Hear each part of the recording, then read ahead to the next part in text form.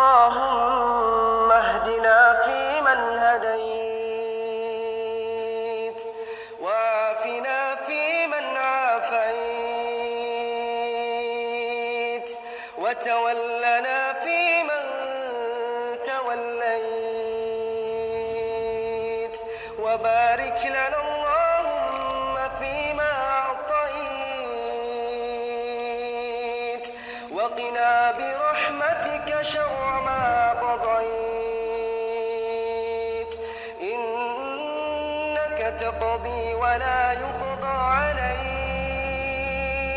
إنه لا يذل من واليت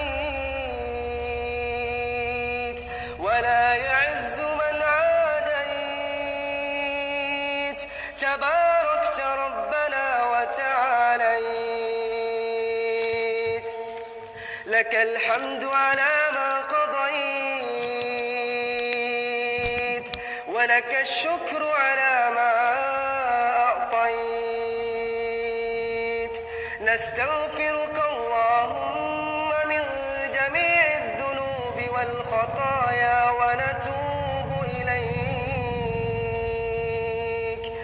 اللهم اقسم لنا من خشيتك ما تحول به بيننا وبين معصيتك، ومن طاعتك ما تبلغنا به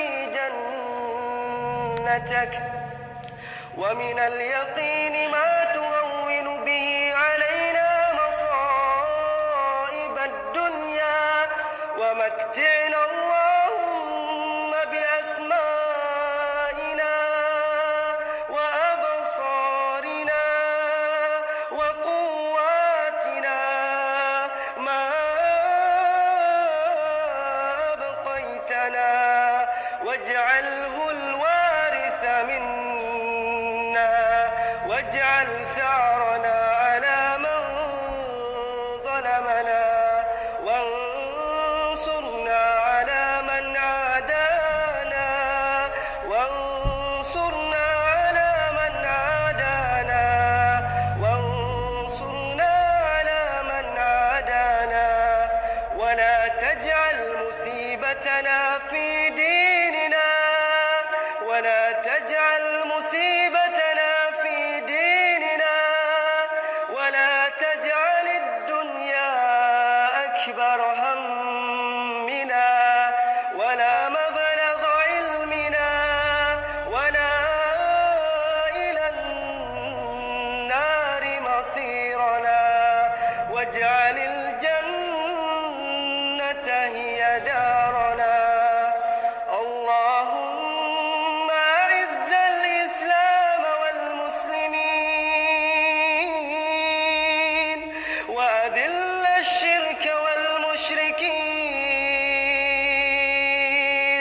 ودمر أعداء الدين، واحم حوزة الإسلام، واجمع كلمة المسلمين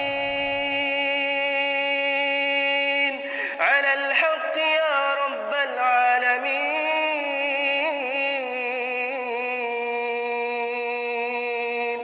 اللهم ارحمنا واغفر لنا يا رب العالمين.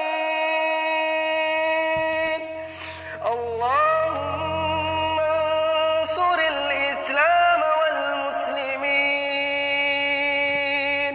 اللهم انصر الإسلام والمسلمين في سوريا وفي يمن وفي عراق وفي فلسطين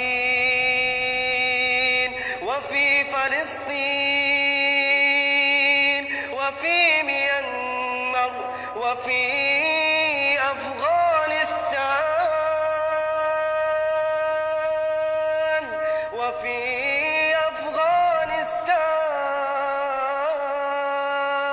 أفغانستان وفي تركيا. اللهم انصر الإسلام والمسلمين في إندونيسيا. اللهم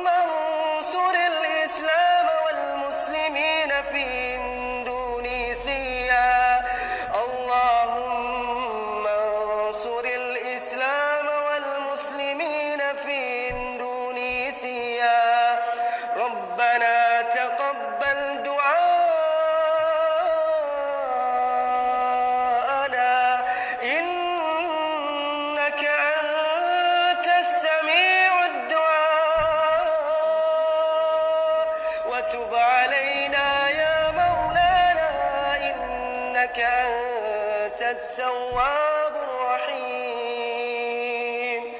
ربنا آتنا في الدنيا حسنة وفي الآخرة حسنة وقنا عذاب النار وقنا عذاب النار